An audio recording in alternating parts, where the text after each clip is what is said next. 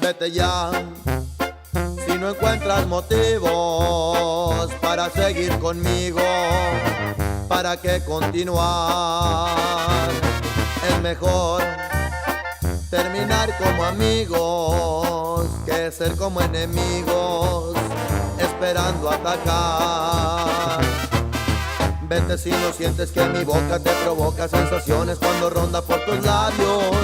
Vete si tu cuerpo no se excita cuando en forma de caricias te recorro con mis manos.